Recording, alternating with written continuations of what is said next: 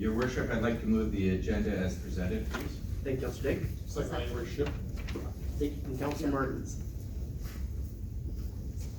Council, we did have a chance to read through. Do you have any questions or comments in regards to this brief agenda today?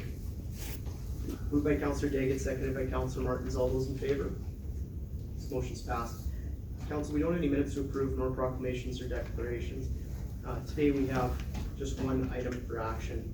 It's a report in regards to the flood. And at this time, I'll open it up to Mr. Marcus if you could deliver the report. Thank you, Your Worship. This report deals with the June 18th, 2019 flood. During the late afternoon of June 18th, 2019, the city of SwiftCurrent received a large amount of rain in a very short time. Reports in the city varied from 2 to 4 inches and grew over an hour. The repercussion of this event caused citizens and businesses in the city to incur damages that are not covered through their insurance. In the event of such circumstance, individuals can seek assistance through the Provincial Disaster Assistance Program, PDAP for short. This application process can be accessed through the Ministry of Government Relations.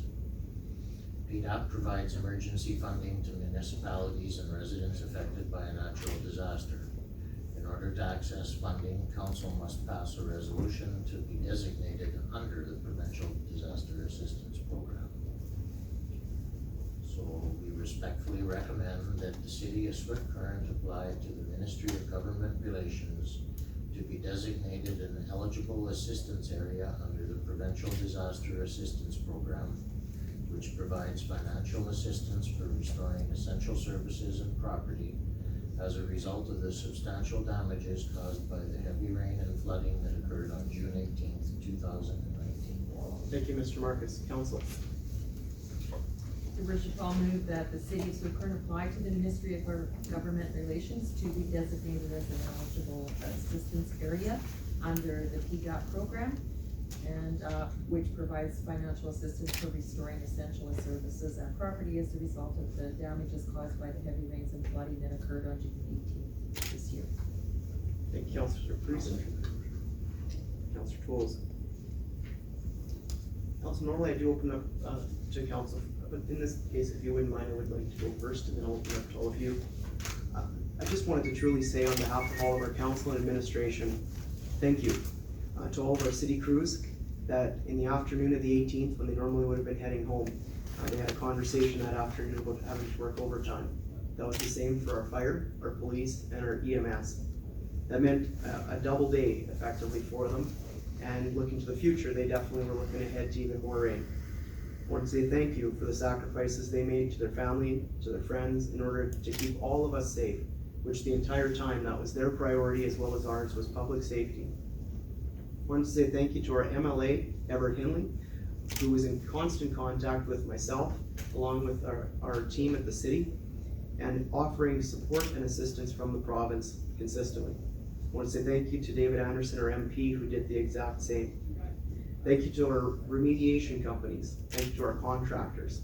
Thank you to all those that reached out to offer support when needed, either with equipment or with men and women. And thank you to the friends and neighbors that chose to help each other during this time. I also wanted to remind all of our motorists and our pedestrians that in the event if this does happen again, and please bear in mind this was 4 inches in 1 hour. According to the Ministry of Environment, this was a 1 in 200 plus year event. So just to remind our pedestrians and motorists, when we do see an event like this, and you are encouraged to stay off the roads, please do so. We saw many videos, I'm sure all of us did as well, where vehicles were going at a pretty good clip throughout some pretty flooded areas, and it definitely did not help any. So that's definitely something for us to learn from, and in order for all of us to do better. So that's all of the thank yous and the accolades, but just to follow that up, this coming weekend, rain or shine, one of the top 100 things to do, according to Maclean's magazine, in all of North America happens to be windscape. And so now that the rains are starting to subside, we will see maybe a little bit more shots in these next couple days, which is great for our agriculture community. But just to remind all of us to please head over to Windscape. It's going to be definitely a fun weekend. And with that, I would open it up to council if you have any other questions or comments. Go ahead, please, Councilor Lewis. Thanks, Your Worship. I'm just not, obviously very familiar with the PDAP program. I'm wondering if there's a place that businesses can go to get a bit more information on how to actually make the application that they need. I just left a meeting with Mr. Solberg, as well as the Chamber of Commerce, where we were talking about economic development. We obviously touched on this as well. And they have some, obviously, members, businesses in our community who've reached out to them as well. They've offered to be able to send this information out in the chamber blast so that we can get the information out in as many ways as possible. But I'm just wondering how a business can actually go about getting some more information on how to make this application. If anybody can help with that, that would be awesome. Thank you, Councilor Lewis. The application forms are available this afternoon at the planning desk here in City Hall. And anybody who wishes to make an application can come in and pick the forms up. You need to have, I think it's $5,000 or more in damages. But the forms are very easy to fill out. And you just send them in to the ministry. Go from there. You and just a reminder to everybody, reach out to your insurance agent first. They seem to have quite a bit of information. I have talked to our brokers here in the community, and they are being reached out by their insureds, and they seem to know what the process is that needs to happen in order to go through insurance first, and then the disaster recovery program, disaster assistance program, I would say. Any other questions or comments in regards to this?